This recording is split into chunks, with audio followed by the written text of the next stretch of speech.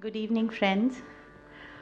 All morning we've debated and discussed about the role that women can play as proactive agents of peace building. We've talked about the challenges, the difficulties, the structural causes of conflict, overt conflict, violence, and a whole gamut of constraints that women face as they enter the peace arena. We also spoke about how issues of human security are often relegated to the background, especially when states look at conflict through the prism of what is called formal law and order. We've talked about the abuse of rights. We've talked about rape as an instrument of war. And yet at the end of the day, we came away feeling that there was hope, that the very fact that there were so many women and so many men and women like you who engage every day with the issues of stake, that there is hope, that resolution to conflicts, and especially resolution to protracted conflict, is something that continues to engage people and will bring more and more people into the ambit of resolution. We also said that there is need to look at different metaphors, different approaches to building peace, and away from tired, worn-out formulae. Today we have a brilliant scholar, Dr. Rama Mani, who has worked extensively on issues of the responsibility to protect, transitional justice, peace building, and of course also the formal international relations theories, who has taught extensively in Geneva, at Oxford, and in many universities the world over. But she has decided that she needs to use a different medium to communicate her efforts at peace building. And she has done this by actually engaging with women from across the globe who have crafted peace in their own unique ways, across ages, across historical contexts, across geographical locations. She's not going to concentrate on South Asia for obvious reasons, because she said she didn't want to bring coals to Newcastle. But from her experience of having engaged with these women, having listened to their narratives, she has tried to distill the wisdom and the compassion and the engagement of being peace and being able to build peace in communities. I know Swami Agnivesh is here, and he works extensively with marginalized communities. And he has been, in many ways, a mentor to Rama in her own work and her connect with this country. So she had requested that we specially acknowledge his presence and thank him for being here. And on behalf of WISCOMP, a very, very warm welcome to you, Swamiji. So without much ado, I would invite Rama Mani to walk us through these narratives in her own unique way, through the storytelling mode. And she's often told me that I've tried to get inside these characters, to try and feel what they felt, so that what they articulated to me becomes my own, so that there's no distance between what I learn and what I'm trying to become. Rama has taken several variants of this performance to several countries, and she's received amazing plaudits for this. Of course, she's worked with very, very established and well-known musicians. She's worked with stars, but she felt that it was important for her to also work with new budding peacemakers who can use music as not just an instrument of healing, but also as an instrument that knocks on the doors of perception and makes people sit back and take note of the violence, the exclusion, and the alienation that women have to negotiate before they get to a space that they can call crafting peace. So we are delighted. Rama has traveled all the way from Europe to be with us here. And as usual, she's been very generous, both with her time and her resources, because we are, we are a small NGO. And the fact that I have known her over the last several years, even though when you look at her, you know she's just out of school.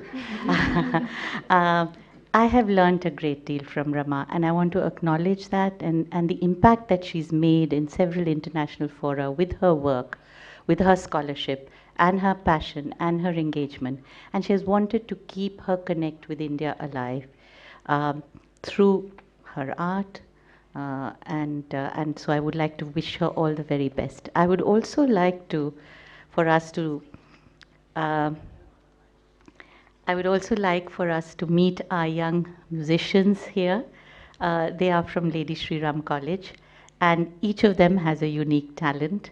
And I think it's the first time that Rama is working with what are called non-professionals, but I think you are professional in your own right. So if each of you could share with the audience a little bit about yourself, what you get out of doing what you do, not just your name and what you study. We don't want to know just that. Tell us a little bit about how you feel being here, doing the kind of work that you're doing now with Rama, and what you hope will be the sort of culmination of this journey that you've just begun. So may I start with you?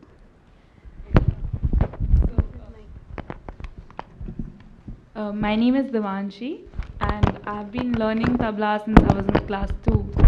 So basically I started learning tabla because of my brother. Whatever he wanted to do, I always wanted to do. So when I started learning tabla, my mother created a lot of problems. She's like, it's not an instrument for a girl, and you should do vocals and not tabla. So I was like, no, if my brother can do it, even I can do it. So that's how I'm here in LSR, playing tabla for LSR. I hope you said that if my brother can do it, I can do it better. Yeah. Because that's what we were talking about this morning. Thank you very much indeed.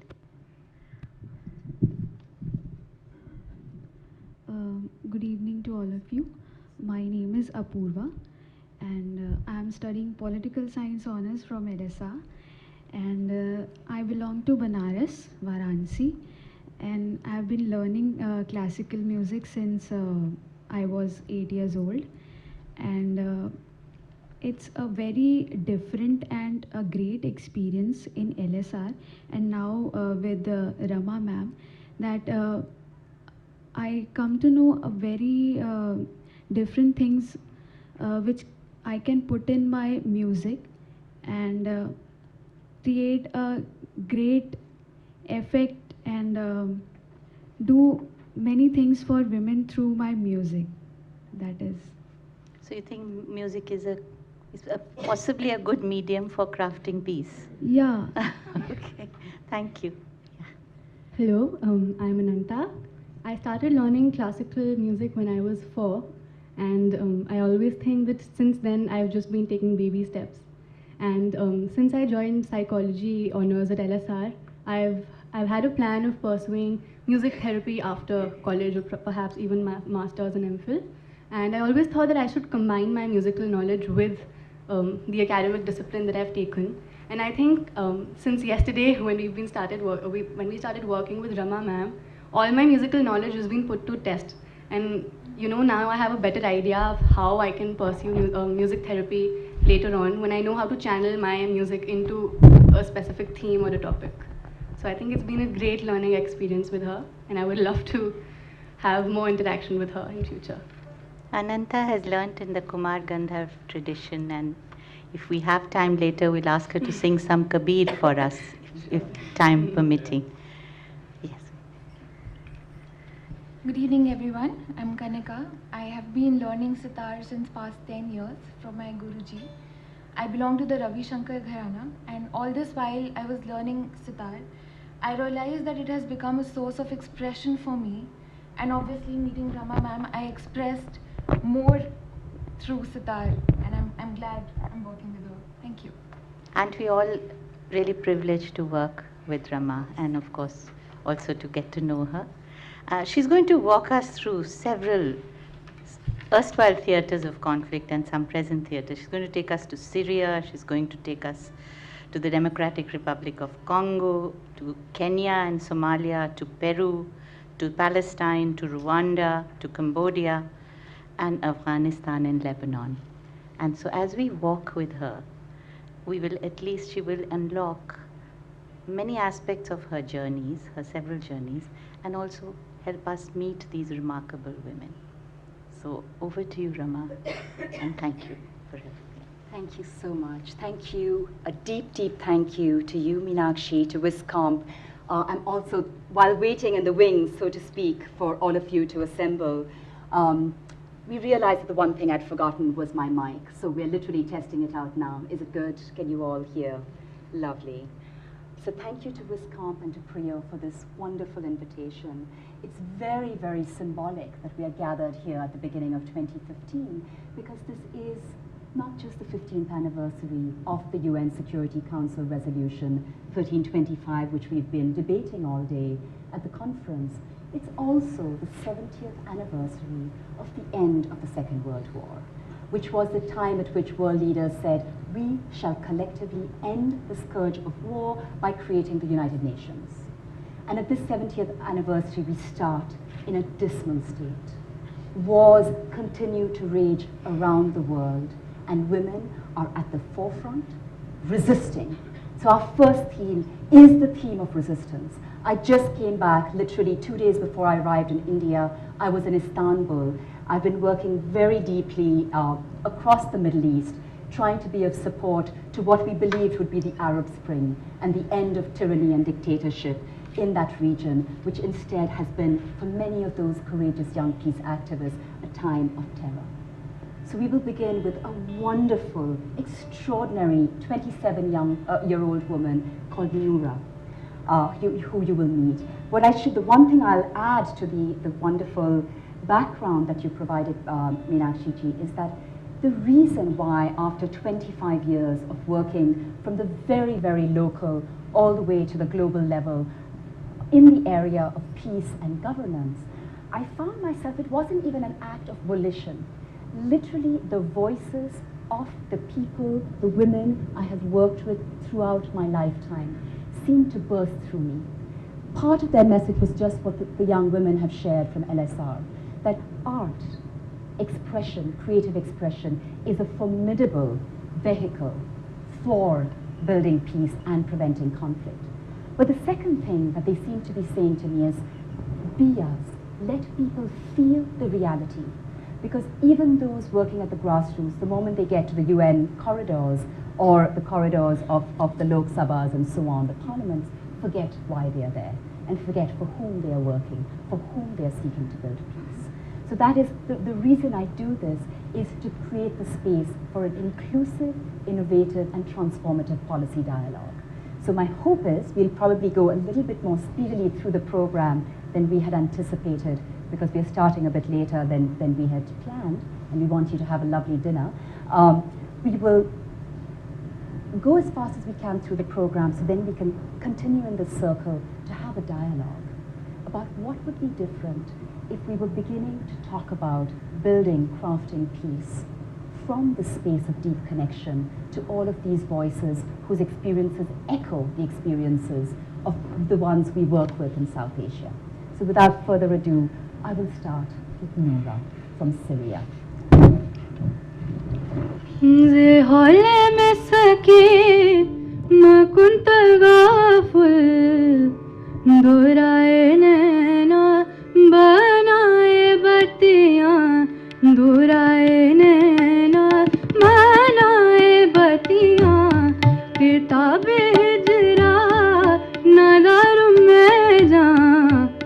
नाले हो काहे लगाए छतियाँ, नाले हो काहे लगाए छतियाँ.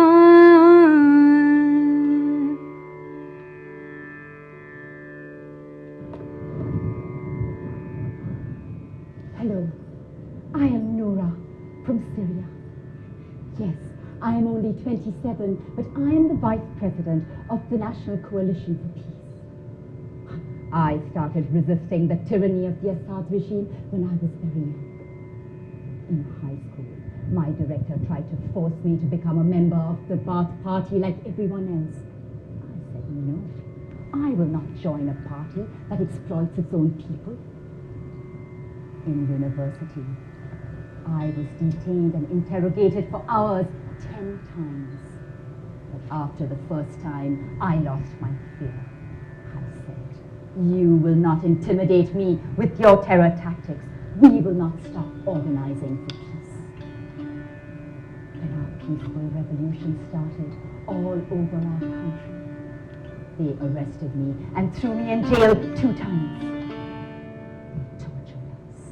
They tried to kill all of us, but we showed them, you can imprison our bodies, but never our minds. We organized a revolution inside Holmes Jail. They surrounded the jail with snipers and tanks, but we sent our message to them. Even in jail, we are free. Yes, the regime keeps bombing our civilians. Our civil defense units, our white helmets, rush in and risk their lives every day to save our civilians. And the extremists have hijacked our revolution, but we are not giving up. Even exiled, tortured, we continue to make plans for peace, because the future belongs to us.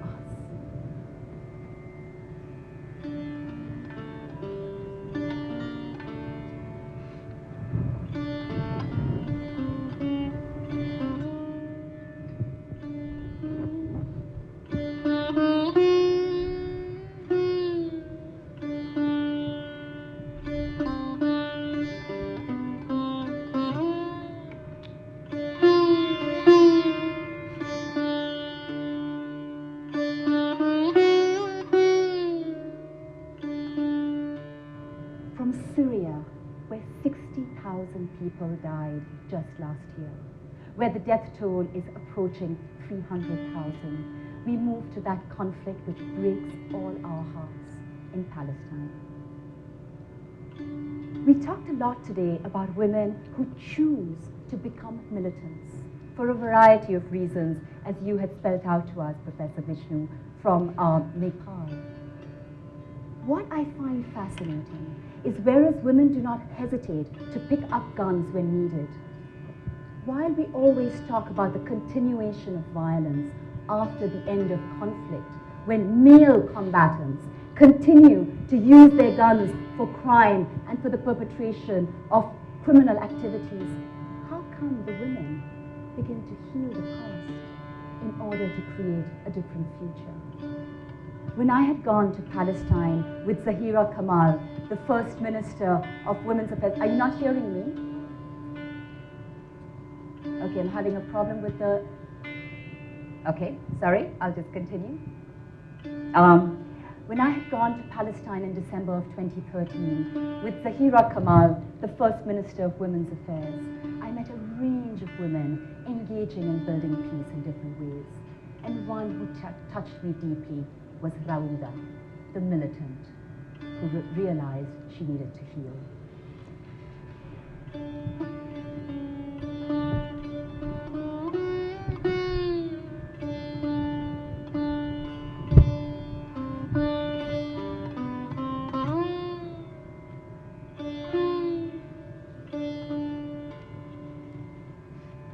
I am Rauda from Nablus. I was born in 1948, the year of the Nakba. I drank the milk of freedom the moment I came out of my mother's breast. At the age of 18, I made my first Molotov cocktail. Unfortunately, I burnt my own self instead. After 8 years in jail, I was released. And that is when I met my husband. He had spent 15 years as their captive. His body was limp with torture, but his spirit was still alive with the flame of freedom, and that is what birthed our life. So resisting his Christian father and my Muslim mother. And we never looked back as we escaped from one place to the other with our clandestine posters escaping our oppressors. Until the second Intifada. I looked around at the shards of broken lives scattered all around me. And I asked myself, who will heal these wounded women?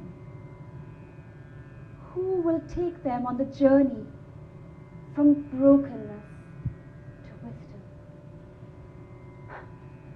I knew I would. That's what I do now. I hold these women in the darkness of their despair. Just hold them until they feel their inner so they may stand tall in the face of daily humiliation until the day that we may win our independence with pride.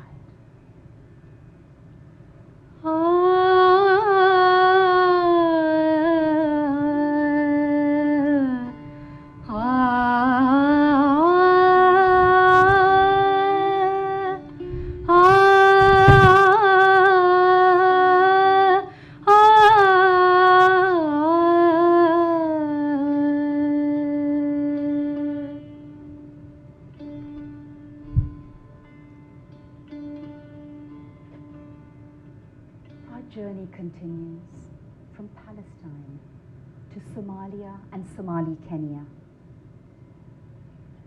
Many of you would know that there's only about 15 women who have won the Nobel Peace Prize. But you would equally know that there was a project funded by the Swiss government which identified nothing less than 1,000 women who are equally deserving of the Nobel Peace Prize. There is another prize, which you would know well here because many dignitaries and noble people like Swami Agnivesh have won it. It's called the Alternative Nobel Prize, which tends to recognize people for their extraordinary contribution to building peace long before the Nobel Committee takes notice. And the women we're going to meet now are exactly the winners of that Alternative Nobel Prize. Dekha Ibrahim Abdi, who tragically died just a few years ago in a car accident, burned a trail of peace in the Wajir region in Kenya and then took her message around the world to spread peace and prevent violence before it breaks out. The same was done by her colleague Asha Heji Elmi in Somalia, where they actually were able to negotiate the inclusion of women in the peace process and then a reservation so that a large number of women could be in cabinet and in the parliament.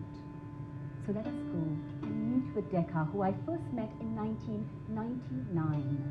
And when I met these women in Wajir and heard what they had to say, I took them to the UN and African Unity meeting on small arms so they could directly speak with the political leaders in order to advise them on how to make appropriate policy.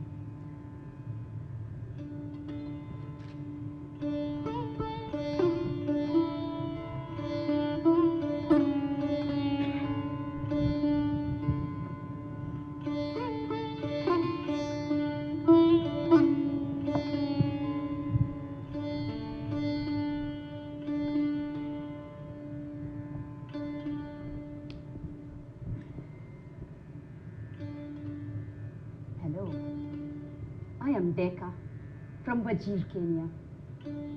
You see, we were able to negotiate peace with our men despite our patriarchal society. Let me tell you how. It was like this. The venom of violence had bitten our men, and their Kalashnikovs became more precious to them than us, their wives, or even their own lives. But our women's lives were torn apart with torment, and we knew we had to do something. So all the women gathered, and we pondered hard what must be done, and we came up with a plan. Then Rahim, the oldest of our group, called the Shura elders for a council meeting. It was the first time that women were sitting face to face with men and addressing them in public. When her time came to speak, Rahim addressed the men.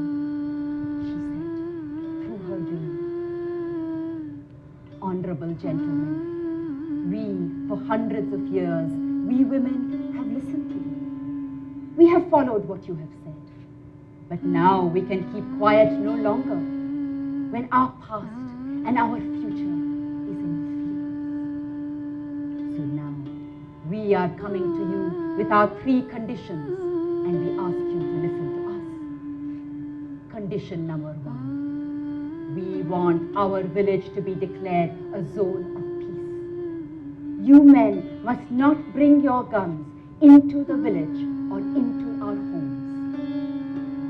Condition number 2, we want you to meet with the 5 other clans to negotiate peace. And you must go to the meeting not bent on vengeance, but thinking of how to plan a future of peace for our children. Condition number 3, you must consult the women before you make your Shura decisions. We women repudiate our clan allegiances.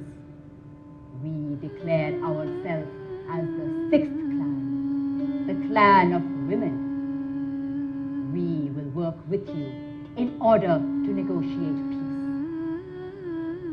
Please consider our conditions.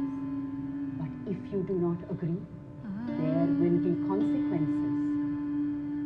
We women will all go on strike. In the kitchens, in the marketplace, in the pastures and fields, and even in the bed. There was a hushed silence when Rahim finished speaking. But then the clan leader raised his hand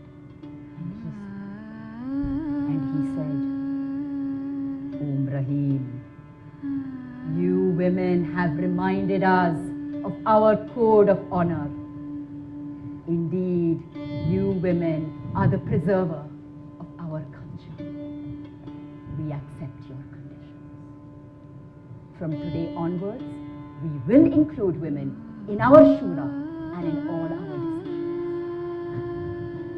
So that is how we women were able to negotiate peace and create the Peace and Development Community to go out and prevent violent conflict before it could break out through the marvelous tool of inclusive dialogue with all the stakeholders, the police, the parliamentarians, the youth, the women, and the men.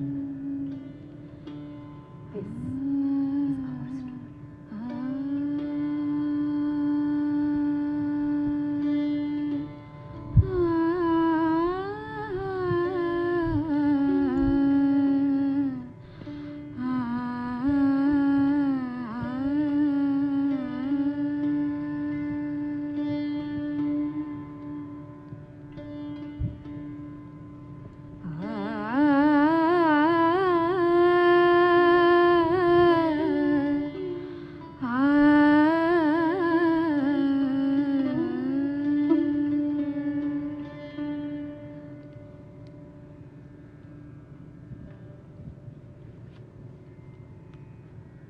Violence against women has always been a problem in conflicts, but now it has reached an epidemic proportion. There have been several UN Security Council resolutions to end violence against women, especially in war, but to little avail. Last year in June, I met the Behati Sisters from the Democratic Republic of Congo, where you know that so many years after the beginning of that invisible genocide, violence against women of the most severe form has not yet stopped. The Behati Sisters devote all of their life's work to seeking to end the violence against women in their country and in other countries. Sagar magar ga sare sani sani sada ni re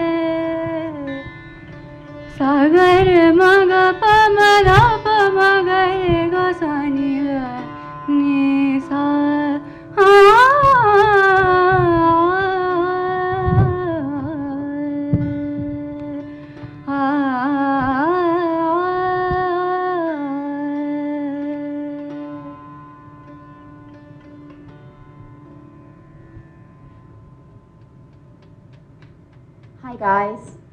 We are the Behati Sisters. I'm 19 and my sisters are 20, 21 and 22. When we were young girls, we had to flee our country when the storm of war tore our country apart and made our men more violent than beasts would ever be.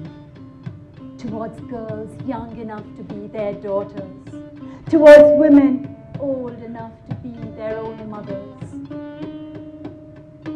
We spent 10 years of our lives as refugees in Uganda, too scared to move back, too scared to move forward. We gave up 10 years of our lives, 10 years of our education. All we had was each other and the songs we composed to dream of peace. At first, we sang our songs softly, afraid that they might fall in the wrong ears. But then our courage grew and our songs grew wings of hope and spread across Africa to support other women suffering like us. Now we sing whenever we can. We sing for the 48 women raped every day of every hour in the Democratic Republic of Congo. We sing for the 7 million people who have been killed in our country for no fault of their own. We sing for violence against women to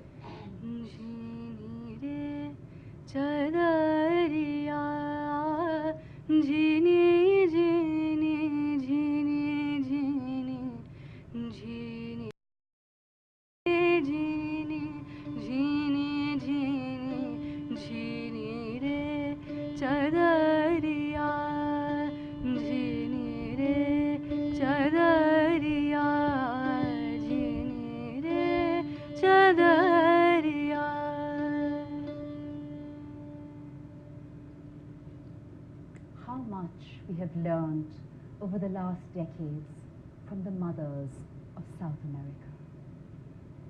They have taught us that even when they are victimized, they will have the courage to go out into the streets to protest and demand justice and accountability for their disappeared and lost ones. I met Mama Angelica and the women of the ANFACEP in Peru, in Ayacucho, the heartland of the conflict in Peru, in December of 2009, and was so deeply touched by how this old woman of 85 has not let go of her demands and her people's demands for justice.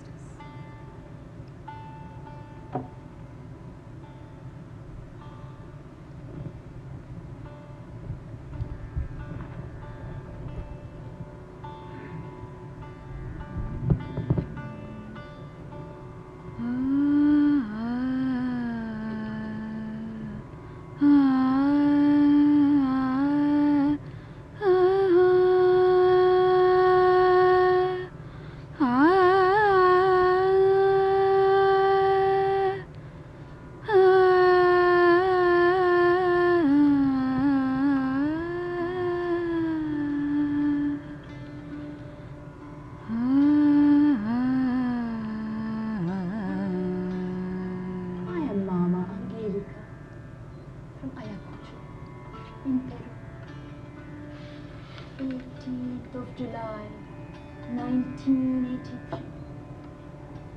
That was the day.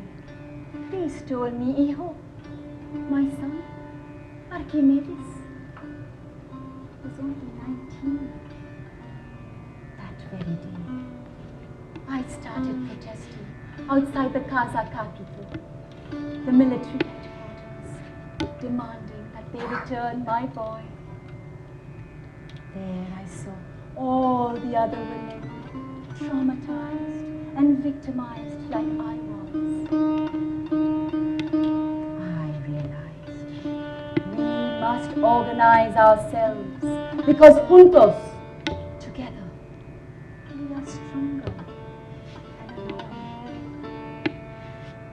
So, we founded the the Association Nationale of the Families of the Disappeared.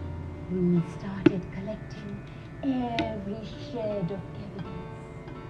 We started documenting every abuse against our Quechua indigenous people, because we are the ones who have paid the price of their dirty work. 7,800 of our people have been disappeared. We get promises, but no action for our demands for justice, accountability, and reparations. We created our own Museo di Memoria, so we can honor our dead and document what has happened to them. I may be identified, but I will not give up. And all the generations of women will not give up. The government does not realize our mother, our woman, will never stop demanding justice and reparations for her rights for her children.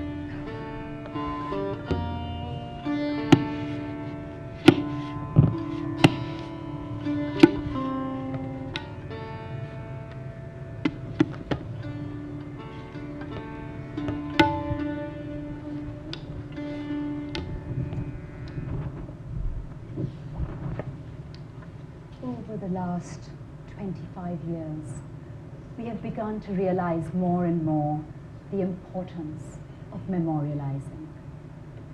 Memorializing so we honor the dead.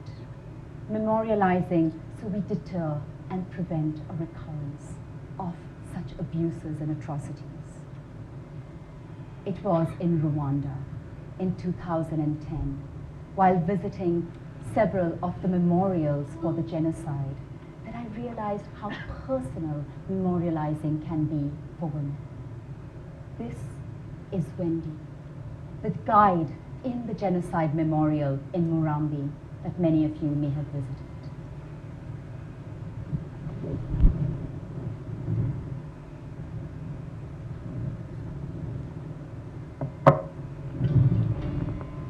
शाम फिराक अब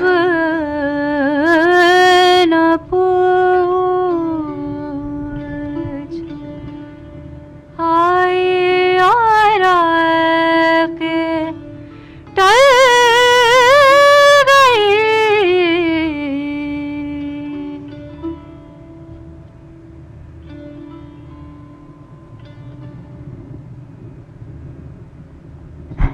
That's the spot. That is where he pushed me.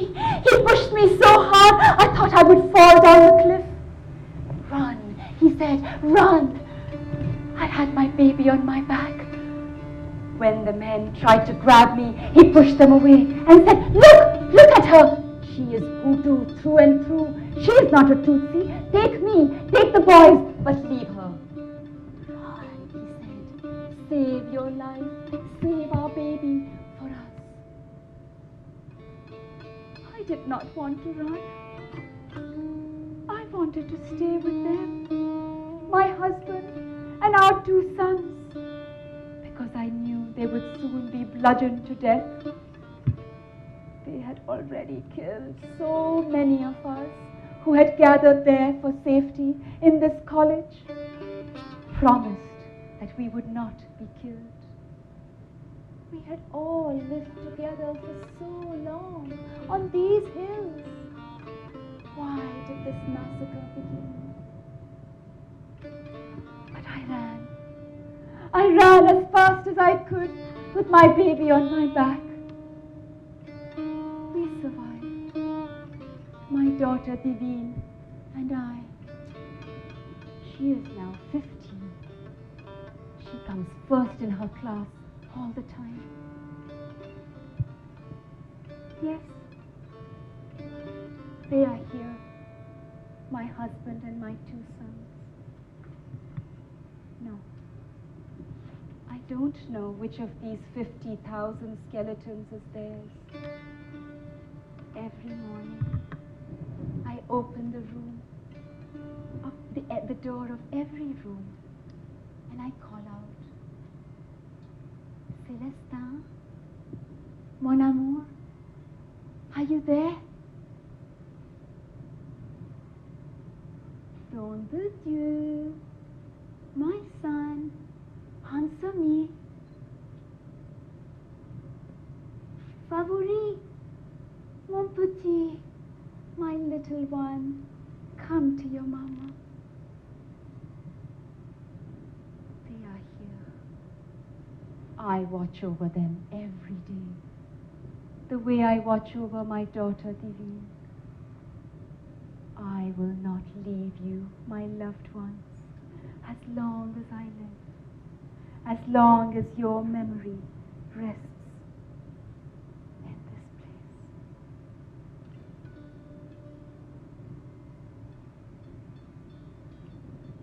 दिल था कि फिर बहल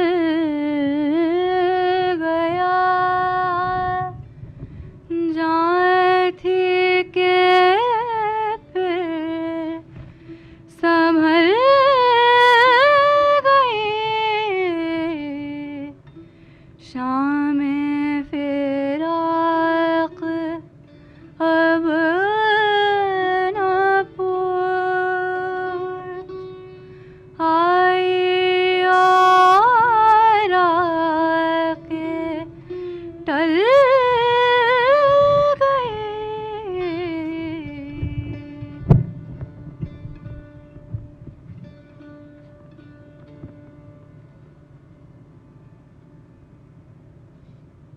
It was 15 years ago, while working in the Horn of Africa as a conflict advisor for Oxfam, that I stumbled upon a huge realization which has marked the rest of my work in conflict and peace building. It was the fundamental importance of art and culture to prevent conflict and build peace. This was the subject, actually, of a co-edited book that we published on the responsibility to protect, of how art and culture can be a vital resource before, during, and after conflict. Ever since that time, wherever I have gone to any conflict zone to work, I have made a point to go and make time to meet with the ordinary artists in those societies, musicians like those from LSR, artists of every kind, filmmakers, dancers and choreographers, theater people, in order to see what their messages are and how they are seeking to revitalize culture and art to rebuild peace. It was in Cambodia that I met 75-year-old Kimon, who is still working to rebuild that society after the devastating conflict and the kind of negative peace that has prevailed ever since. This is Kimon from Cambodia.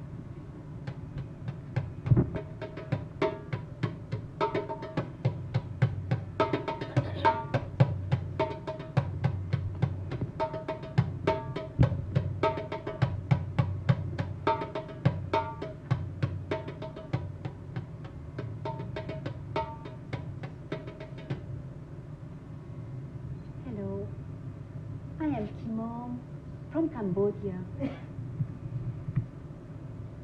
I was born in Dekha, in the north of the country.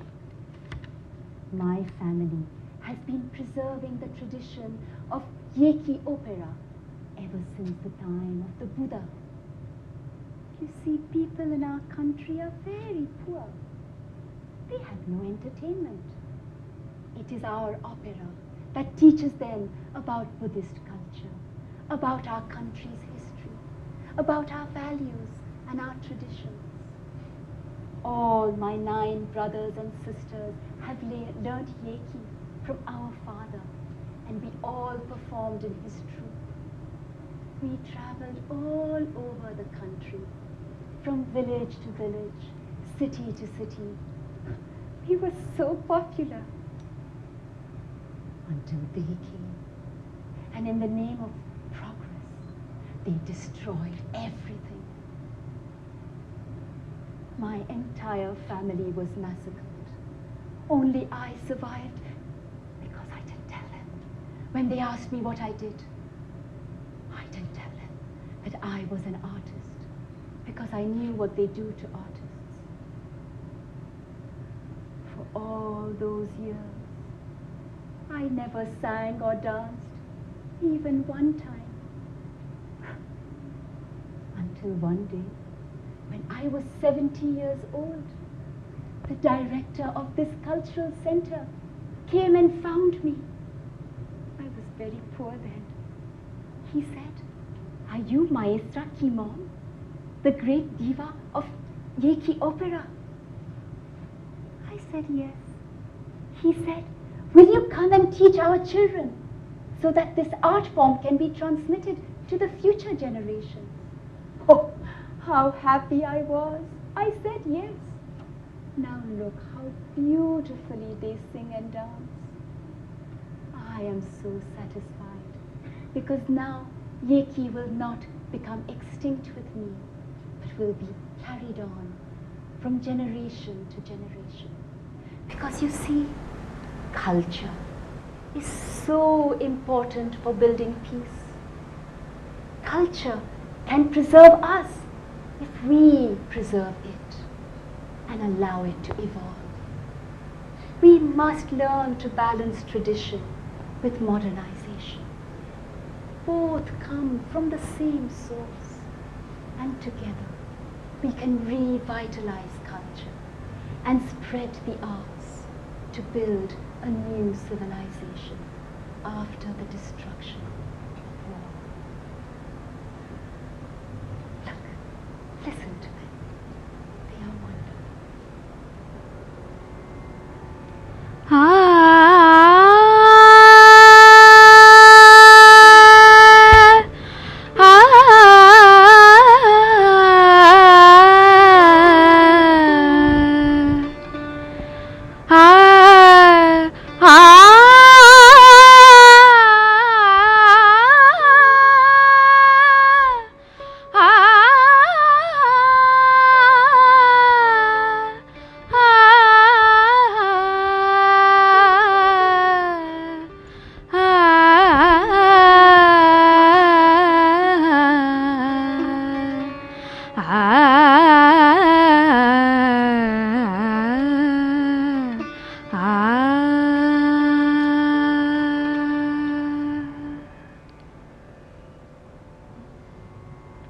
An issue we discussed several times in the course of today was the continuing system of patriarchy and the structural violence that accompanies it in the very politics that we had to contest with in war. Women in the state of conflict are not just fighting at the forefront to resist violence. At the same time, in several societies, they are resisting and trying to redefine the patriarchy within politics, within their own societies, within their own homes. One of the clear messages that the women of Palestine say, which is echoed by women in many other conflicts, is we are fighting today on 3 fronts. We are resisting occupation and the violence. We are resisting the patriarchy of politics. And we are resisting the extremists who want to slide back on the gains we have made and send us back to the homes and the kitchens. Of the many extraordinary peace activists that many of us know in Palestine, I wanted you to meet, as we, at this point, Faiza, a woman from a small village near Nablus. and her decision to enter politics. हम देखेंगे, लाजिम है कि हम भी देखेंगे, हम देखेंगे, हम देखेंगे, लाजिम है कि हम भी देखेंगे, हम देखेंगे, वो दिन के जिसका वादा है, हम देखेंगे, जो लोहे अज़ल पे लिखा है, हम देखेंगे.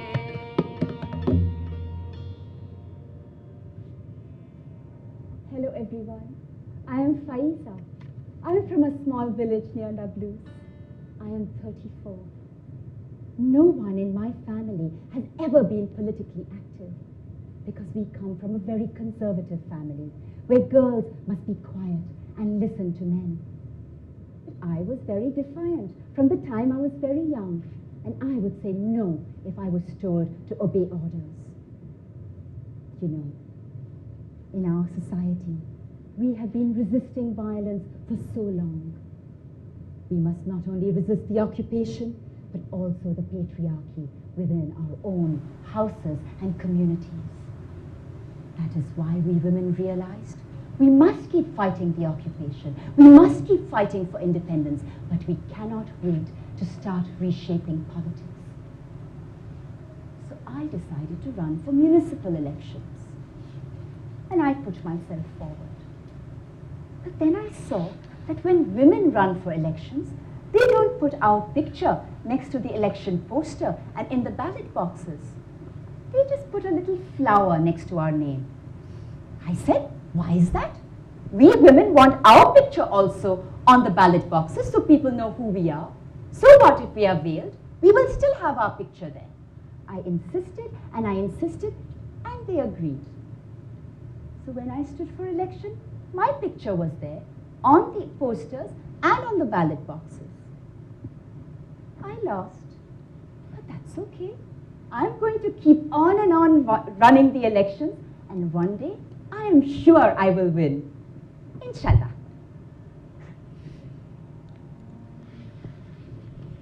सपीत मन के दोराए राखूं, सपीत मन के दोराए राखूं, जो जाए पाऊं पिया की छत्तियां, जो जाए